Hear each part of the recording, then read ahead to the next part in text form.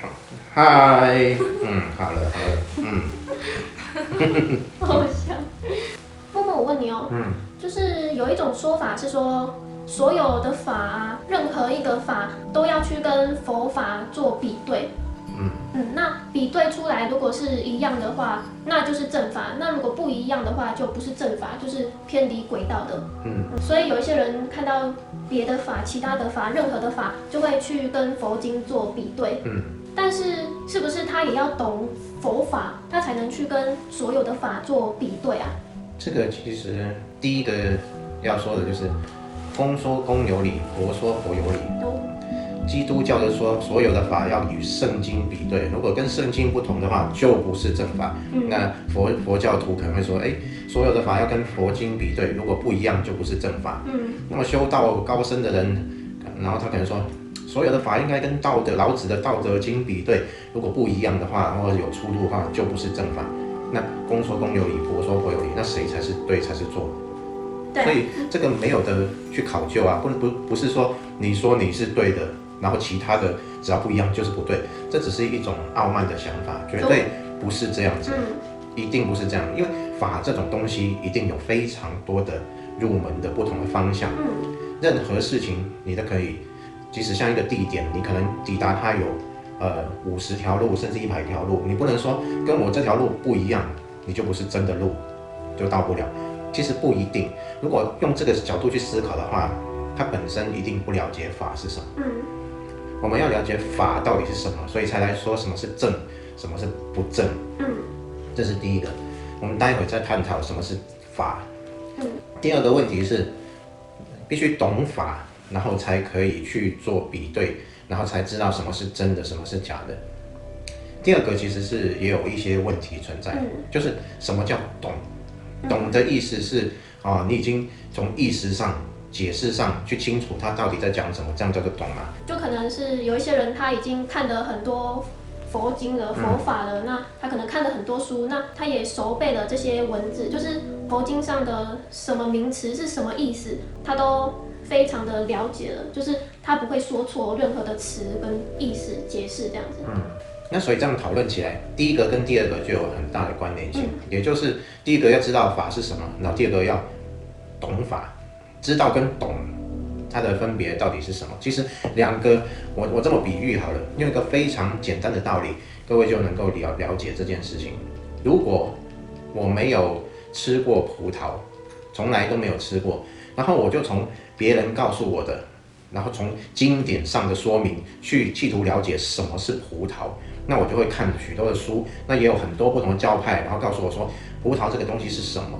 那我要企图去了解的话，我其实从这些只能概略性的了解一个观念，但是这个观念的建立，又是从我过去的经验所累积来。比如说葡萄有皮，那我要过去我有一个经验，知道什么是皮，那么我才看得懂原来那个叫做皮，原来葡萄有皮。那如果我连皮都不知道是什么，那我压根即使看到经典里面说葡萄有皮，我也完全不知道什么是皮，所以我就完全看不懂啊。所以在这个基础上，用看的你要去理解，你要有很多环节你已经体会过。第一，你可能要知道有皮；第二，要知道什么叫做籽；第三，你要吃过某一些东西吃进去，你知道那个味道叫做酸，等等许多组合的经验。经验不是靠想象的，就是你要去亲身体会过之后，你才能对葡萄勾画出一个轮廓。但是那只是轮廓因为你没吃到，你根本不知道葡萄是什么味道。所以即使你看了很多经典，然后你过去也有很多经验然后你去勾画出一个所谓葡萄的雏形，但是那个雏形，我告诉各位也可以非常清楚的知道，永远不是真正的葡萄是什么，因为你只是利用过去的经验，然后去勾画出一个东西。葡萄原来有皮，那么它的颜色是深紫色或黑色，不管是什么，然后它有籽，那吃起来酸酸的。即使你用这些资讯去勾画出葡萄是什么的时候，你还是无法理解是葡萄到底是什么。所以各种不同的教派去诠释葡萄，然后有不同的说法。有人针对它的香味，那有人针对它的这个吃起来的口感，有人又针对它的外表做了不同的形容。然后你就针对自己的教派说，我们说的是气味，然后你说的是外形，你跟我不同，所以哇，你就不是正法。那其实到底是什么正法？其实连说的那个人他也不懂什么是正法，因为根本就不知道葡萄是什么。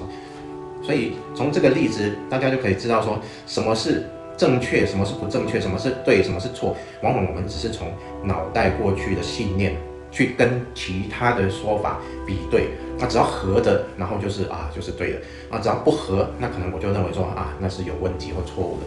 其实光这个想法本身就是一个误谬非常大的想法，因为即使是这样，他看过了这些关于葡萄气味的书籍，他很了解所谓葡萄有什么什么什么气味，但是其实他根本就不懂葡萄。那这样子说来，到底法是什么？那会不会有比较接近真相的说法？在佛经上有一个例子，他说，大家对法的了解就是像瞎子摸象，然后有人抱到腿，他就认为说法是一根长长的，然后有人抱到那个大象的屁股，然后就说大象是一大片饱满的东西这样。那所以有人就摸到大象的耳朵，他就说法是一个薄薄的、软软的、可以折叠的一个东西。所以每个人对法的认知，除非你看到那个大象的全貌，其实不然你对法是没有一种认定，没有办法产生一种正确的判断。那既然大家都没有真的吃过那颗葡萄，那不管佛经上怎么说，那每个人能截取到的都不同啊，不是吗？那所以怎么样才能吃到那个葡萄？怎么样知道葡萄到底是什么味道？那这样子一般众生看佛经也不懂吗？所以佛经就不是用来理解的。如果你光从理解上，就是像我们刚刚说的，你从葡萄百科全书上面去理解葡萄，你一辈子也不知道葡萄真正到底是什么。这个就像我们看佛经看了一辈子，就像看葡萄百科全书一样，再怎么看你还是不了解葡萄，永远不会知道葡萄是什么。那可能你就会讲说，那很简单，你吃过不就知道？没错，就是这样，吃过不就知道吗？所以法不是用来理解的，理解是一个方向。佛陀说他在说法像是指月的手指，所以你再怎么看手指，你分析他的指纹，甚至分析他的手指有几节，然后看他手指胖还是瘦，还粗还细，你永远不懂法。他是要你去，对啊，所以你要看法的方向。所以你要看手指指的方向，你看过去月亮，当你看到月亮之后，反过来看佛经对月亮的形容，真的也就像这样，那你就知道月亮原来长那样，是对的，那个就是月亮。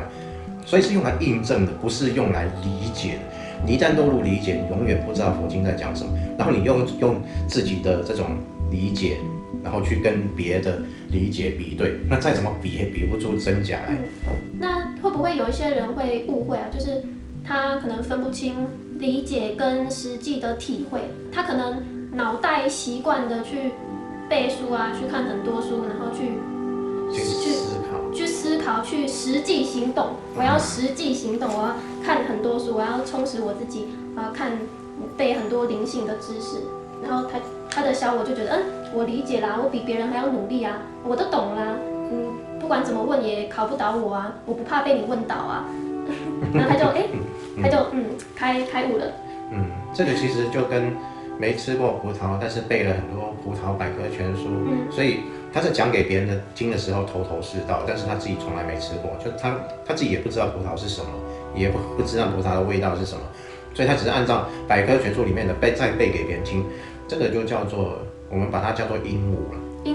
鹦鹉会学人讲话，就你看着经典，然后你就学经典讲话，然后你就凡所有相皆是虚妄，大家知道了没？那这个就叫鹦鹉啊，你就像鹦鹉一样，就学别人讲话，学佛陀讲话，然后就把那个话拿来跟别人讲，那这就是鹦鹉。那这种其实鹦鹉其实不知道人是什么意思。像新闻有说，有一只鹦鹉说来这里拔掉，里面在赌博，然后警察后来经过听到这只鹦鹉就进去抓，结果就整个抓起来了。但是其实那只鹦鹉不知道赌博是什么意思，他只是有客人来，然后他就说里面在赌博，他学那个老板讲说里面有赌场，有在赌博，他就学起来，然后就讲，结果后来警察就把整个赌场都抓起来。但是从这整个事件到最后，那只鹦鹉还是完全不知道这些话是什么意思，他只是学来然后照讲。那这个就是鹦鹉。那难道正德的人那些亲身体悟过的讲的话就不一样吗？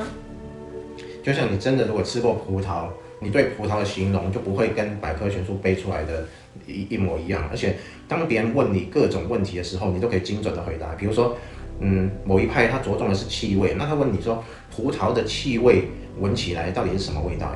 你吃过，你就可以直接回答你对葡萄的见解。那个见解是因为你的体会而来的，不是因为你去背书而来。你就可能回答他说，葡萄是一种具有清香的水果，它的香味不是很浓郁，但是闻起来就带有一种很清很甜的感觉，你一闻就觉得很香很舒服，它是一种甜甜的感觉。听的人就说就会被你带入那个情境有一点点体会。为什么你可以把对方带入体会？因为你真正吃过，不是背出来的。对啊，对，真的。对啊，所以有没有吃过，差别就在这里。所以佛经是用来引导，就是你看到佛经之后，那你就要去体会、去寻找、去体会他所说的那个到底是什么东西，而不是去背起来。真的听的人其实真的也听得出来啦，有差。听得出来。是不是体会过会听得出来的？如果是背的，当然就是因为你会缺乏自己的解释，再怎么听，然后都是奇怪，为什么就是我看到的那些东西这样，会缺乏由你体会所讲出来的这样。但是会不会有些人可能还是会曲解了佛经的意思啊？是说不管怎么讲，都只是距离近不近的问题吗？还是可能会往反方向走的？就是佛经它可能是这个意思，但是他却说了反向的。当然会啊，完全会，这种状态其实非常多。那不是其实还是需要比对吗？比对没有办法用信念跟信念做比对，因为不管比对怎么比对，它只是信念上的差异而已，而不是那个真正的体会。所谓的比对是说，你佛经上你看了之后，你去体会。体会完之后回来跟佛经印证，看看，我刚刚体会到的是不是这个？然后你去看佛经，好像有出入哦，那我体会的就可能不是。这样反过来去印证，所以我说佛经是用来印证的，不是用来比对的，就是这样。你必须体会过之后，你把你的体会，你再来跟佛经印证，是不是这样？那如果跟佛经一比对，完全契合。那你就知道你的体会的方向是对的，而且你体会到的也是跟佛经所说的一模一样。但是在这个之前，所有的理解都只是信念的运作而已。那所有的信念是用你过去的经验来累积，跟你所看到的做比对的，那不能够代表说你已经知道了。那所以有正法，应该就有邪门歪道吧？是真的有吧？就是让人很偏离、超偏离轨道的。其实。所谓正与反或正与邪，它没有什么好分别的，就是其实没有正也没有邪，进得去那个门就是对的，进不去那再怎么正确都没有意义，就是进不去。所以一个佛经是用来引导的，它不是一个理论或学说，它是一个引导的过程。那你这个引导如果能够生效，那你进去那就是进去了，那你进不去没办法契合，那你再怎么理解，你永远都没办法知道。那在真正的体会之前，那不就是要靠什么才能遇到正法？就是 A 说佛法是1、2、3、4、5哦，那 B 说佛法是 A B C D E 哦，那两个好像都说的不一样嘞。那有一些人会说自己是麻瓜啊，自己是灵性白菜啊，就是什么都不懂，什么都没有接触过，什么都没有听过。他们要怎么选择？他们要相信哪一个？好多种说法哦，他们也不知道哪一个比较就近。所以这是要靠什么？智慧吗？运气吗？还是福气呢？这个真的要靠运气了，也要靠福气了，因为其实要靠智慧吗？当然，除了靠福气、运气之外，最重要的是靠智慧。那但是智慧是什么？这个又是另外一个话题。关于这些不同的法，在佛经上或者在道德经上都有一些说明，去告诉你如何辨认真正的法是什么。那像佛经来说，《金刚经》他说了一句大家朗朗上口的话，那一句话就是用来辩证的，就是可以辨别什么是正法，什么不是正法，什么是正确的道路，什么不是正确的道路。他说那句话就是“凡所有相，皆是虚妄；见诸相非相，即见如来”。这句话其实他把所有的所谓的思考性的全部都推翻掉了。那所以都不是的，然后才是。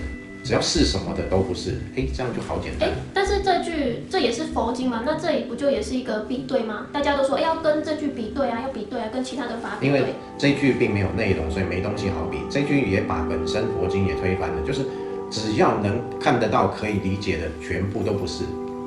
他这句话也把前面所有佛经也推翻了。当然，全部都推翻了。所以佛陀说他说法49年没说过半个字，因为所有的东西都不是用理解的。也不是用听的，光听然后理解，绝对没有办法接收到那个法。那所以，那有任何法，其他的宗教、其他的伟人啊、名人啊的说法，有哪一句能推翻这一句吗？都没有。没有啊，因为这一句他说的是全部都不是，全部都不是。那既然没有一个是，那就在理解以外，你只有断了你的理解，在失去你的理解那一刹那才是。那所以这就非常单纯了，那就把理解先丢掉，那就不就是我们说的不解释了。这句可能很多人会不会都不太能理解，什么都不是。这句非常好理解，只要能理解的都不是。那所谓的能理解的，凡所有相，相就是一个辨识，辨识的意思就是，比如说我看到荧幕，那这个叫荧幕。那这个我就可以把这个荧幕叫做可辨识的东西。反正所有相，这个相就是可辨识。那既然荧幕可辨识，那它就不是法。那要怎么去处理呢？我不要把荧幕当成荧幕，荧幕也没有这个想法，没有这个认知，没有这个解释的时候，荧幕自然就不在。这时候就是了，因为它不是荧幕，没有一个可辨识的样子，可辨识之物。那这样其实就非常简单，只要在意识里面用信念去比对，不管是任何东西，你只要一拿出信念来就错了，那就很简单了，就没有信念的当下才是，一有信念一去比对就不是了。那所以这个法讲得很简单。我知道了，是不是就是只要你的信念一说，这个是，那就不是了，没错。不是，那也不是，也不是，也不是，我讲话，也不是，所以。关于这样的一个理解，老子也有说明啊。老子说：“为学日益，为道日损。”那为学就是学东西呢，要每天都要有进展，叫做益。那为道日损，要修道呢，每天要丢掉。为什么要丢掉？这跟刚刚《金刚经》那句话作为比对就知道。因为我们只要有能够辨识，能够用信念去辨识一个东西，信念一拿出来就不是。那为道日损，那所以我们修道要每天丢掉，丢掉什么呢？就丢掉那个信念。那损之又损，乃至于无，这个是老子说的，就一直损下去，损到没有为止。那跟佛陀说的皆是虚妄，见诸相非相，乃至于无，跟见诸相非相都是没有了。见诸相非相，见任何的相，任何给辨识的都不存在，就叫见诸相非相。那损之又损，乃至于无，乃至于无就是损完了，损到没有东西可损。不是说你真的没有信念可以拿出来，你只要在一个当下没有任何信念，你就乃至于无，也就见诸相非相。所以在没有信念的当下，那就是了。所以佛经也讲得清楚，道德经也讲得清楚。那只要是没有信念的时刻就对了，那有信念就不对。那这样子去跟任何经典比对，你看《金刚经》跟《道德经》居然是可以相通的，就是这样。那讲得很清楚，就是只要有信念就不是。所以在真正体会了之前，如果有人想要比对佛经看是不是正法，就只要这一句就好了，是吗？只要这一句就好了。他应该也要先体会过这一句吧，他才能知道到底是要比对什么。这一句是要有已经体会过的人去告诉他这一句是什么，不然他也看不懂是什么意思。你是说已经体会过的人告诉？这就是一个方向，然后去告诉他说葡萄在哪里可以吃到，那你去吃，那你就去吃看看，吃完然后再来比对，明白说原来真的是这样。那不是重点，就还是要遇到对的导师吗？所以在遇到刚刚说的，就是如果在还没遇到真正的导师之前，能抱着的只有这一句话。哦，能抱着哦，能抱就只能抱着，实抱着这一句话，实抱着不放，这样直到遇到提醒者，然后提醒你。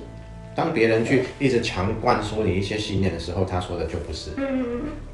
我们常常看一个现象，就是很多人好为人师，就很喜欢去当别人的老师，一直把他的信念强加在很多人的身上，让他们觉得他说的是对的、好的。这些强加信念在别人身上的，其实就不是。然后有些人还想说，哇，这个老师好好告诉我这么多，让我学到很多很多收获，学到很多灵性知识啊等等。当然，如果他是想要玩一些可能神通啊、游戏的技能啊，那这也是可以玩的。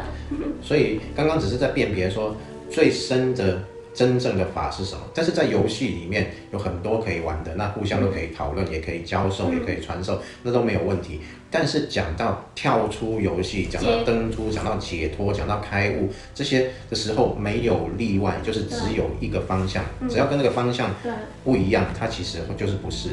那个方向就是在信念里面就不是，你离开方向是朝离开信念的才是，所以这个必须你自己去体会过没有信念的当下是什么，然后你再跟佛经比对，你才能真正知道那个是什么意思。所以我们讲的登出啊、开悟、解脱啊，其实都跟那些扬升啊、提升频率啊、提升灵性啊、开发什么第三眼松果体、神通什么都完全没有关系。完全没有关系。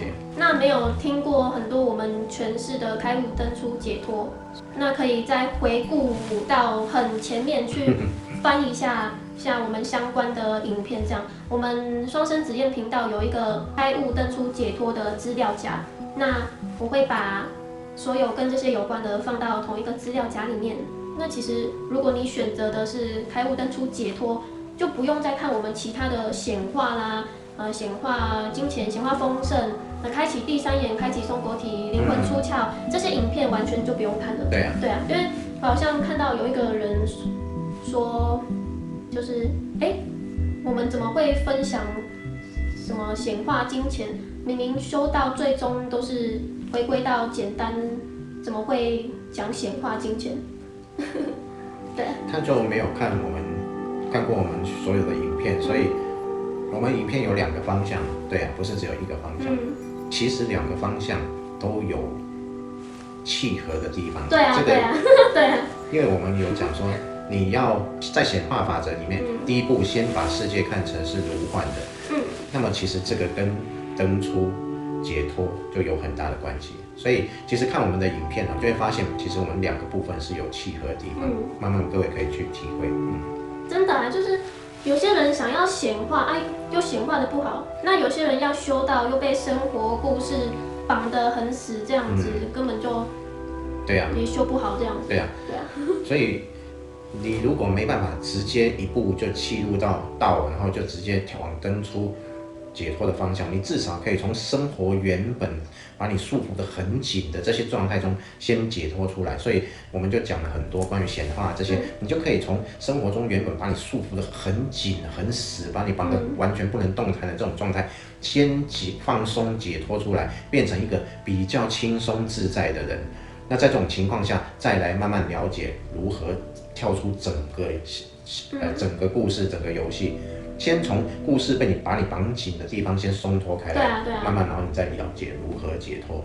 你看有些人在灵修啊，或是他可能想要登出解脱啊，但是却被生活故事淹没，就可能你就又没钱啊，很穷，然后又饿着肚子，然后又对啊，这个没办法，冲着一个世俗一句话，有人就说先顾巴肚再顾佛祖，先顾肚子再顾佛祖，就是要修道也要先顾好肚子啊。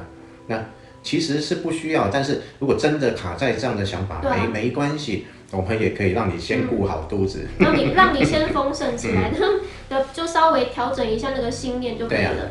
对啊，像有一些人他可能比较深入了。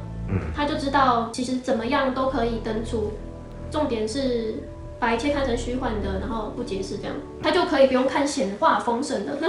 如果你骨瘦如柴，然后坐在一棵树下面，然后不解释登出，跟你满屋子黄金，然后躺在很棒的地方豪宅里面登出，其实是一模一样，只是你对当下情境不解释而已，你就可以登出。所以跟在哪里登出无关，所以你也可以很丰盛然后登出，你也可以完全不需要理会丰不丰盛，马上就登出都可以，完全没有关系。其实我觉得我们频道所有影片都是每一部都有相关性耶，有关联性，环环相扣。对啊，但是环环相扣。各位要自己去体会这个，对啊，才能知道哦，原来职业频道里面所有影片其实都是环环相扣的这样子。好，那这集就分享到这边啦，拜拜，拜拜。